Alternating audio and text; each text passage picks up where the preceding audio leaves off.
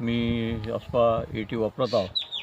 पण मला याच्या अगोदर जे मी स्प्रेडर वापरलं, बाकीच्या काही गोष्टी वापरल्यात, त्याच्यापेक्षा मला याचा रिझल्ट असा आलेला आहे की इतरपेक्षा ह्या अस्पामध्ये ज्या काही कंटेन्ट्स आहेत त्या कंटेन्ट्समुळे आपण शेती आपली किती फायदेशीर राहू शकते हा अनुभव आल्यामुळे मी गेल्या 4 वर्षापासून ही अस्पा वापरत आहो.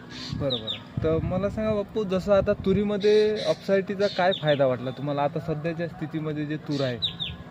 तुरीमध्ये मला त्याचा बेनिफिट असा वाटला की आपण जे मिश्रित औषध टाकतो आणि त्याच्यानंतर मस्पा वापरतो तर त्वरित पानावर फैलवणे, त्याच्यानंतर जास्तीचा ओलावा जर असला तर तो शोषून घेणे, ही क्रिया त्याच्या माध्यमातून मला आढळली. अपसायटीमुळे होऊन राहिलं म्हणजे औषधाची जी गुणवत्ता आहे ते वाढून राहिली, त्याचं लागण्याचं प्रमाण खूप ते वाढून राहिलं आणि औषध वाया जात नाही. बरोबर आहे. आणि पाण्याचा जो pH आहे समजा तो सुद्धा मेंटेन केला राहिला. आणि जसं आता तुम्ही बाजूनच तुमचं शेत जे आहे समजा चणा आहे त्याच्यामध्ये त्याचा वापर केलेला आहे, चालू आहे. आणि बाकीच्यांपेक्षा तुम्हाला वाटते तुमचा जो चणा आहे सध्या हरभरा आहे तो एकदम चांगल्या क्वालिटी चांगली आहे ना?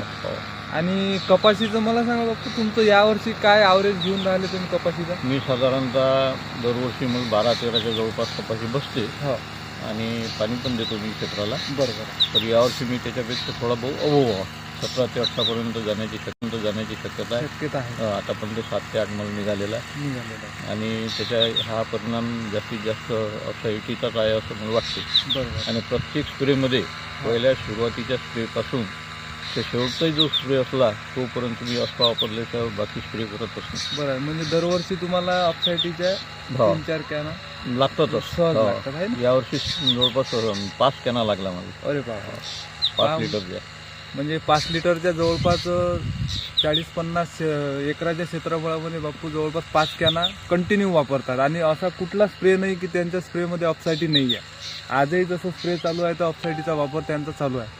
म्हणजे अतिशय चांगले अनुभव बापूंचे अपसायटीबद्दलचे आहेत. म्हणजे एकच मॅसेज आहे की जसं उत्पन्न वाढवायचं असेल तर एक अपसायटी तुम्हाला चांगल्या प्रकारे मदत करू शकते.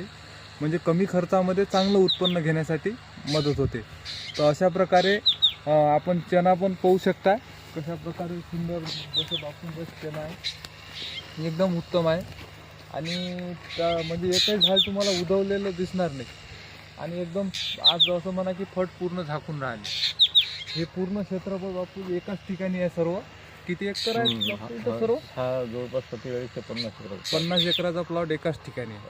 तर खूप चांगले अनुभव आहेत. अशा प्रकारे याचा वापर करून आपण आपला फायदा करू शकतो. धन्यवाद.